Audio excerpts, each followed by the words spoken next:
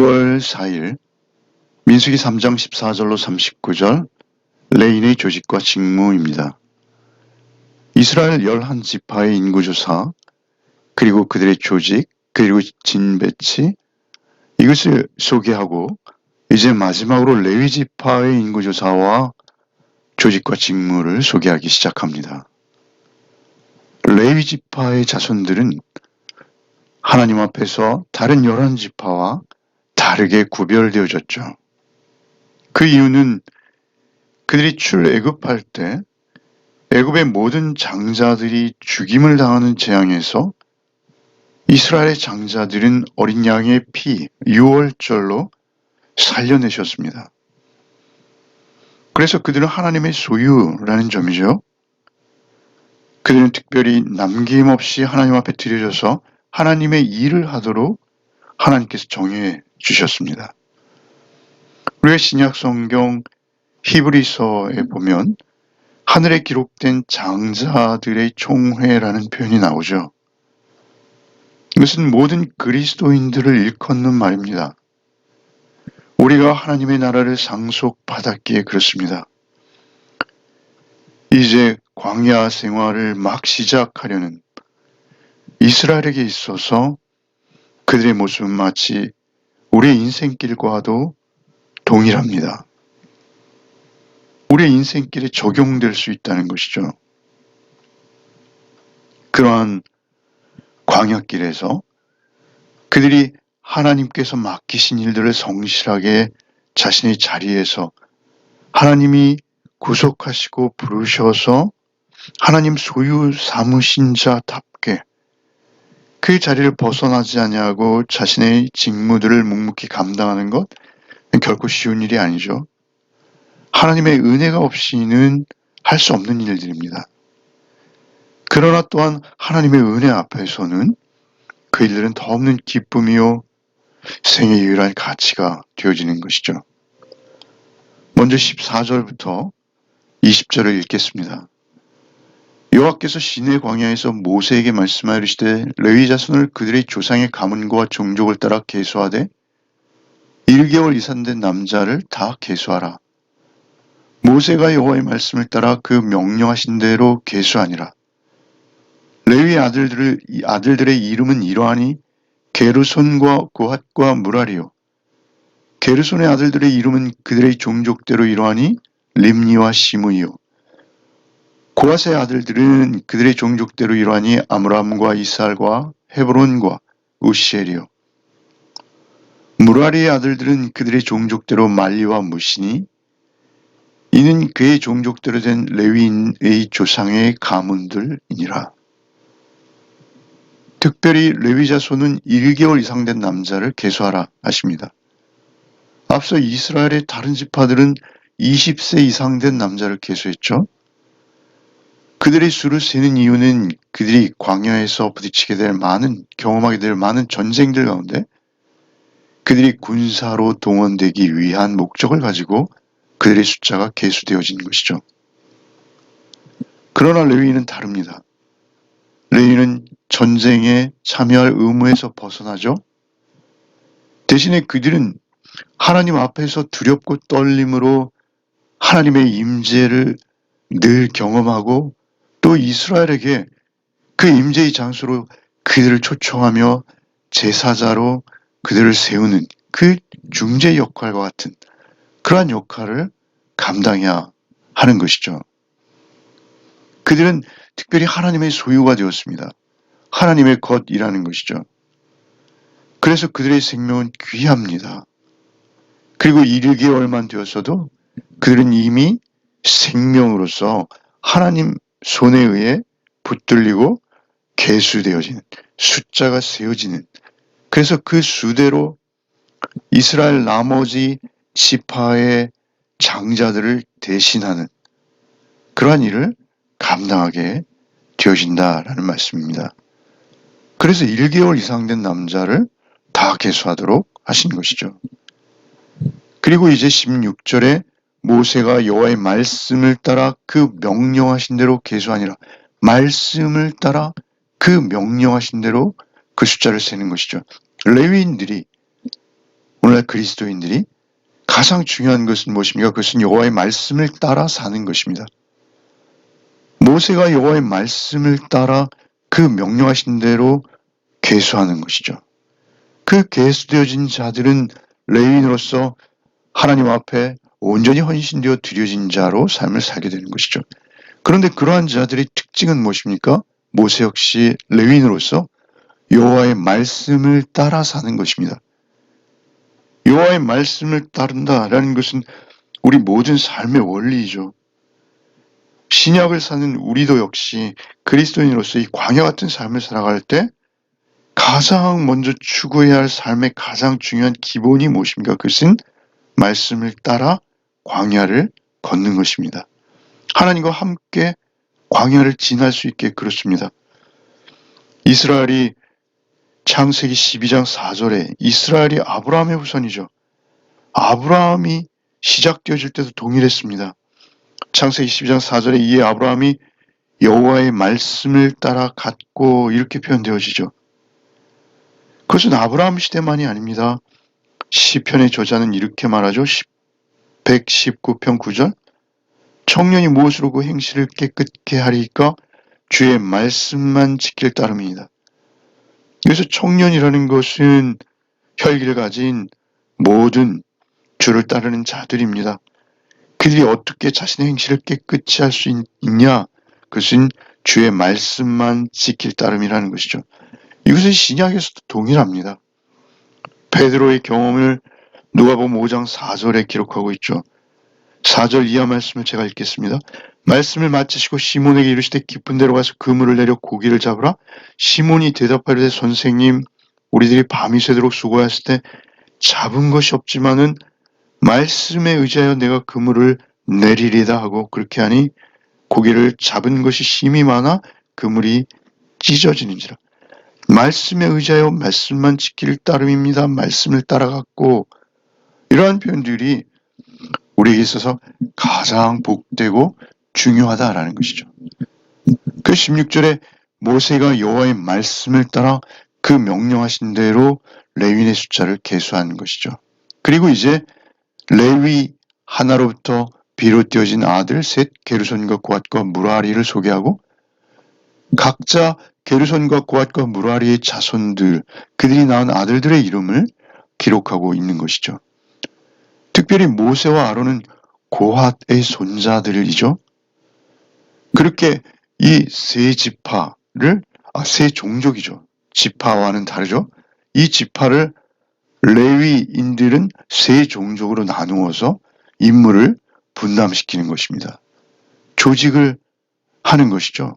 그리고 직무를 분담시키는 것이죠. 이렇게 분담시키는 내용이 21절부터 37절에 이어집니다. 이 내용은 계속 중첩되어지고 반복되어지기에 제가 이러한 표로 정리를 했습니다. 게르손은 21절로 26절에 소개되어지고요. 고핫은 27절로 32절, 무라리는 33절로 37절에 소개됩니다. 게르손은 먼저 7,500명이요. 진을 치는 곳은 서쪽입니다. 그리고 지휘관을 뽑죠. 게르손이 맡은 일은 무엇입니까? 그것은 성막과 장막, 그리고 그 덮개와 회막의 휘장, 문과 뜰의 휘장 및 성막의 제단 사방에 있는 뜰의 휘장문, 그것들을 매기 위해 쓰는 줄들을 관리하는 그러한 직무를 받습니다. 그리고 이제 가장 중요한 것은 고핫에게 맡겨지죠. 고핫은 27절로 32절에 8,600명이요. 진을 치는 곳은 남쪽이죠. 이제 모세와 아론 그의 아들들이 동쪽에 진을 치는데요. 그 동쪽 다음으로 중요한 것이 남쪽인데요. 그 남쪽에 고핫이 진을 칩니다. 지휘관은 엘리사반이 되고요. 그들이 맡은 일 또한 그 성전의 많은 기물과 천막 가운데에서 가장 중요한 것들을 맡게 되는 것이죠. 증거궤와 상과 등잔대와 제단들과 성소에 봉사하는 데 쓰는 기구들과 휘장과 그것에 쓰는 모든 것, 특별히 증거궤, 언약궤, 법궤라고 우리가 부르는 하나님의 임재의 가장 중요한 상징인 그 궤를 고핫 자손들이 어깨에 매도록 부름을 받습니다. 그리고 이제 무라리가 소개되죠. 무라리는 33절에서부터 37절까지 진을 치는 것은 북쪽이죠. 가장 멉니다.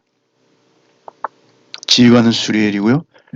그들이 맡은 일 또한 무거운 그러한 성막의 부속 기구들입니다.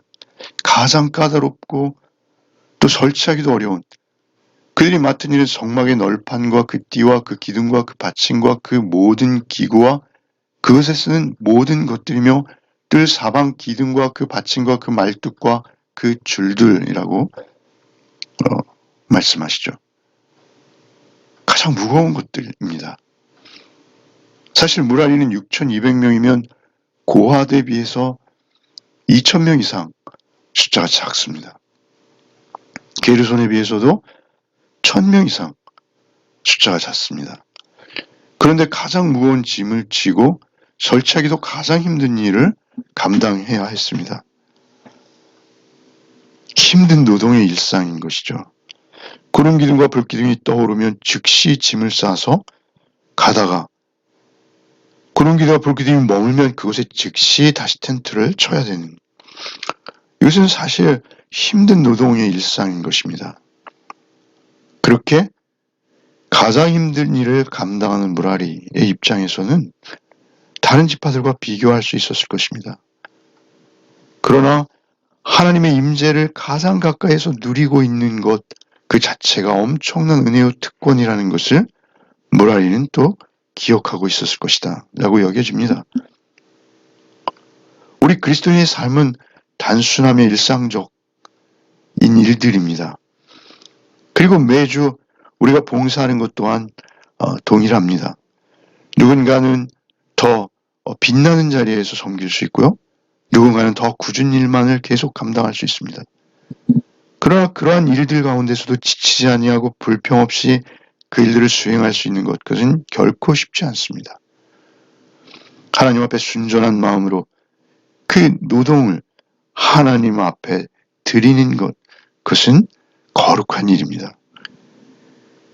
심각한 육체 노동이었기에 그래서 레위인들의 나이를 20세에서 50세까지로 한정하고 50세에 은퇴를 하게 하죠. 육체적인 노동이 있었다라는 것입니다.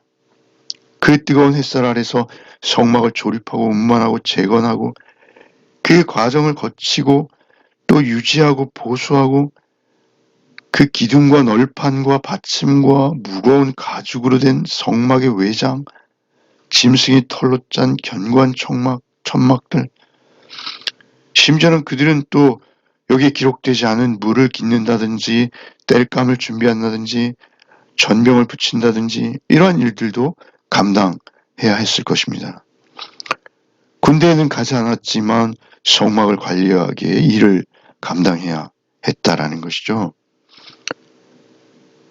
하나님 가장 가까이에서 사실 하는 이 일들은 극도로 위험하기도 했습니다. 이것은 두렵고 떨림으로 감당할 수밖에 없는 내용들이죠. 실수하면 극히 위험한 일들입니다. 그럼에도 불구하고 그들이 이 일들을 기쁨으로 감당했을 것이다 라는 것이죠. 이 직무로 인해서 그들은 자랑할 것도 없고 불평할 것도 없습니다. 오직 하나님께서 맡기셨기에 감사함으로 충성하는 것만이 그들에게 기대되어지는 역할인 것이죠. 하나님께서는 시대와 상황을 뛰어넘어서 충성스러운 자들에게 직분을 주시고 그들을 통해 하나님 나라의 일들을 이루어 가십니다. 바울 사도께서는 디모데에게 디모데전서 1장 12절 나를 능하게 하신 그리스도 예수 우리 주께 내가 감사함은 나를 충성되이 여겨 내게 직분을 맡기심이니, 직분의 크기나 중요도가 문제가 아니라 우리가 직분을 받았느냐가 중요하고 그 직분 가운데 충성스럽게 임무를 감당할 수 있다면 그보다 더 귀하고 복되고 거룩한 일은 없다라는 것입니다. 그래서 게르손과 고핫과 무라리에게 각자 일을 맡기시는 것이죠. 그리고 이제 38절을 읽겠습니다.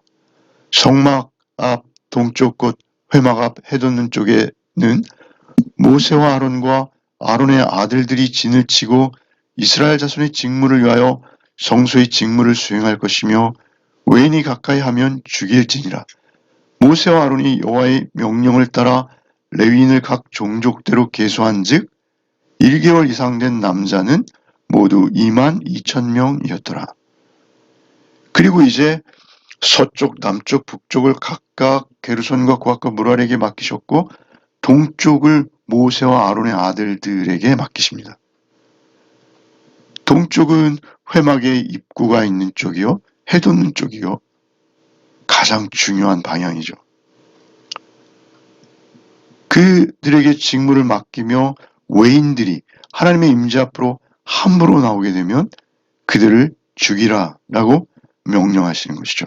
하나님의 거룩을 더럽히는 자들, 그들에 대해서는 단호하게 명령하신 것이죠. 특별히 모세는 정치적으로 당시의 왕과 같은 역할이죠. 아론은 성직으로 대제사장입니다. 이러한 직분들이 사실은 예수 그리스도를 통해서 완성되어지는 것이죠. 그건 메시아, 그리스도께서 왕과 제사장을 다 겸하시죠. 그리고 하나님의 임재 앞으로 나아갈 수 있도록 그 이름을 임마누엘이라 하셔서 우리를 찾아오신 것이죠. 하나님 임재 앞으로 나가는 최고의 관문은 예수 그리스도 자신이십니다.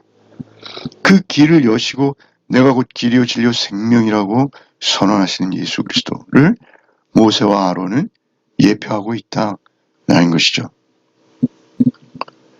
그리고 이제 그 모든 종족을 계수하니 22,000명이라고 하십니다. 근데 사실 이 22,000명은 틀린 숫자이죠. 앞서 소개된 21절로 27절에 언급된 레위지파의 인구를 모두 합하면 22,000이 아니라 22,300명이 됩니다. 그래서 여기 본문의 총 합계 300명이 차이가 나도록 되어 있는 것이죠. 여기에 대해서는 학자들 간의 견해가 다릅니다. 28절에 기록된 8,600명이라는 숫자 중에 6을 뜻하는 히브리어의 옥이었다는, 잘못된 기록이었다는 그러한 설이 있고요. 그리고 다른 학자들 무리는 또한 레위지파의 총 인구수가 22,300명인데 그 중에 300명의 장자가 있어서 그 장자의 숫자를 총계에서 뺐다라는 주장이 있습니다. 레위지파의 장자들은 그 나름대로 하나님께 대한 책임이 또 있기 때문에 그들을 다른 지파의 장자들을 대신할 수 없다라고 말하는 것이죠. 그런데 이 두 견해 중에 더 많은 학자들은 이 후자의 견해를 지지하고 있습니다. 어찌되었든 이제 레위 지파들에게 임무가 주어지는 것이죠. 그리고 그들은 그 임무를 이제 감당해내게 되는 것입니다. 오늘 본문을 통해서 우리가 하나님 앞에서 좀 새롭게 했으면 하는 것이 있습니다. 그것은 무엇입니까? 광야의 삶은 오직 여호와의 말씀을 따라서 순종하며 그 말씀 주신 대로 자기에게 주신 사명을 감당해내는 것이다 라는 것이죠. 그것을 하나님의 부르심, 절대 은혜로 알고 그것을 하나님의 임재를 드러내는 가장 기쁜 거룩한 노동으로 여기는 것입니다. 우리가 교회에서 섬기는 일이나 또한 세상 속에서 많은 사람들을 만나고 또 섬기게 되는 그러한 자리와 상황 가운데서 우리 늘 감사함으로 두렵고 떨림으로 하나님의 임재를, 하나님의 우리와 함께 하심을 드러내 보이는 일들을 충성되이 감당해야 하겠다라는 것입니다. 우리가 우리 교회 공동체 안에서만 그럴 것이 아니라 물론 교회 공동체 안에서 겸손한 마음으로 충성스럽게 감당하는 것이죠. 특별히 목회자로부터 이러한 태도는 지켜져야 하는 것이죠. 그럴 뿐만 아니라 우리가 세상 속에서도 늘 하나님의 예배자로 하나님 앞에 두렵고 떨림으로 그 삶을 살아가는 자답게 우리의 삶을 살아내야 하겠습니다. 오늘 하루도 오직 나를 구별하여 특별히 세우시고 부르신 하나님의 은혜, 응답, 보답하는 양으로 하나님 앞에 구별되어진 삶을 살아내는 복이 있으시기를 바랍니다. 기도하겠습니다. 주님 감사합니다. 우리가 무엇이간데 우리를 부르시고 우리를 이스라엘을 대표하는 헌신자로 또 특별히 섬기는 자로 우리를 부르셨는지요. 우리의 모든 것 다 드려서 오직 하나님의 하나님 되심, 하나님의 거룩하심을 드러내는 오늘 우리 하루의 삶이 되게 하여 주시옵소서. 하나님의 거룩한 처소를 지키는 자로서 또한 그 거룩하심을 살아내는 자로서 살아내기를 원하오니 성령께서 우리를 도와주시고 성령께서 우리 안에서 오늘 하루도 말씀하사 우리의 삶을 홀로 인도하여 주시옵소서. 예수 그리스도 이름 받들어 기도하옵나이다. 아멘.